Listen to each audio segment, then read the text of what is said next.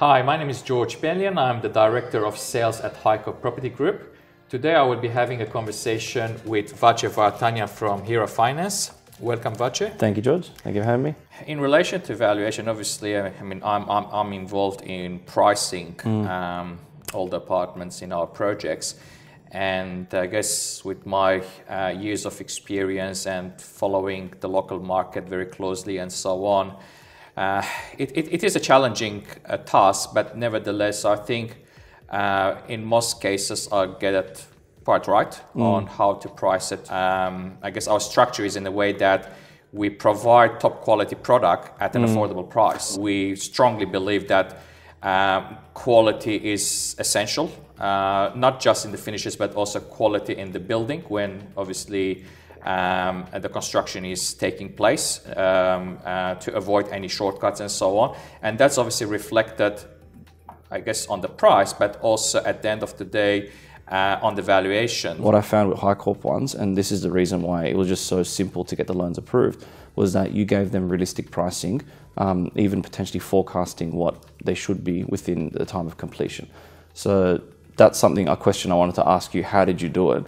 And did you put any sort of research into the market? We always do, obviously. I mean, Lane Curve is an area that we know very intimately. I mean, we have developed and built 6 projects already, and we've got 2 more under construction, being Elena and Kira Lane Curve, both completing in about 12 months' time. So to answer your question, yes, we do spend a lot of time in researching a market, obviously the demography, but with Lane Curve, I guess it is something that, like I said, we know it quite well because I got involved at the very first developments after the rezoning in Lane Curve back in 2010, and obviously prices were a lot cheaper back then, but Lane Curve always had that opportunity for growth without going unrealistic. So it had a sort of a more realistic growth rather than some areas had this ridiculous growth and then gradually they actually started to go backwards because from the first instance they shouldn't have gone up so much. I mean, I don't want to name suburbs, but nevertheless there are a few around Sydney and there are also a few not too far from Lane Curve either. So I guess it comes back again to how you design an apartment, the level of the finishes, the track record. It's very, very important. Yes, we're not the cheapest in the market, but we are the best in this local area. We know that, and it's not us telling, it's our own customers telling it. Well, the valuation has stacked up as well. Absolutely. So if you see the valuation report, sorry to cut you off, but I was going through the valuation report, and what they do in those reports before they give it to the bank is actually compare to surrounding developments.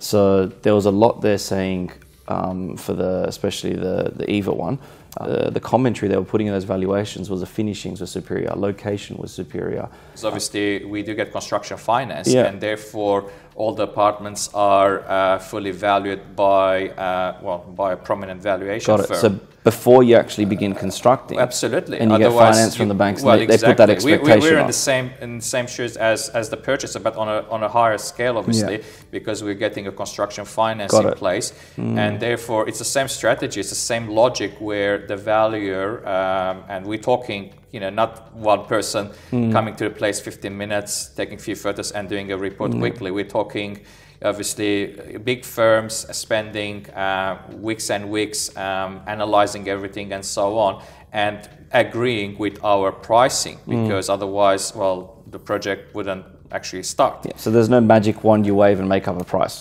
Well, not really. It's all well thought. I mean, and look, we are also we understand the reality of the market as well, but there is this right balance between the reality of the market as well as the actual, what we offer in terms of the extra stuff that goes into our apartments that otherwise you wouldn't find in another project in a similar area, etc. So I guess all that does help for us to have our prices that we got without doing any heavy discounting, because from the beginning our prices are actually realistic. Yeah. Well, you make my job easy, so thank you. Well, that's, I guess, I mean, as long as it works for us, and obviously, yes, it does make things easier when it comes to finances and so on. Yeah. I think that's an important element after all. So yeah, I mean, in relation to you mentioned, I mean, one thing actually.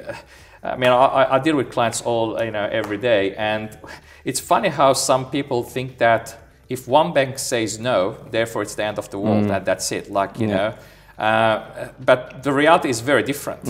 I mean, sometimes I mean, I've had personal experience myself where the bank with whom I was doing business for almost 20 years, wasn't that supportive, and then a bank that I didn't even know existed did a great deal, and same applies with a lot of clients. Can you tell us more about the options that a client could have in relation to home loans? There are banks that may say, look, we don't want to value these properties high. They might say, look, they might instruct the valuer, look, discount 10% on certain properties or certain postcodes.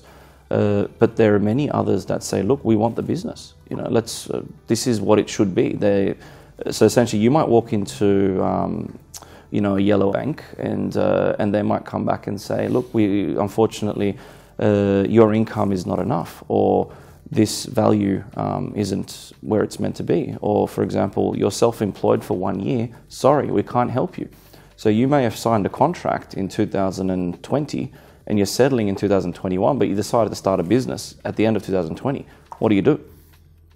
I'd count at least 10 banks that will be able to do a deal like that. So a case study would be, for example, you could be a professional, and then you want to go out and do your own business at the end of the year.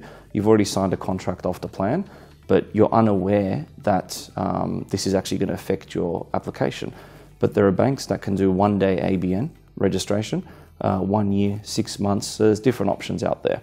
Just walking into a branch, you're going to almost get a no for a case like that. Other ones, for example, maternity leave. Some banks may not entertain maternity. You're not planning a baby. Yeah. So you could sign a Hyecorp contract today, and you end up having... We actually, I know for at least like half a dozen couples that actually had babies while our buildings were being built. Yeah, that's I know that quite well, yeah. They might be working full-time or permanent today, but come time of settlement, they're on mat leave. So that being said, there are plenty of policies out there with different lenders at amazing rates. And all you need to give is a letter from your employer and show a little bit of savings that you can cover the gap of those repayments until you go back to work. So normally, if you just walk into your main bank, they may not have policies like that. I can give multiple examples of different things that happen, but typically our job as brokers is to navigate. So we just put that captain's hat on and we look at all the policies. So between 42 to 45 different banks, we're going to find one that's going to fit you.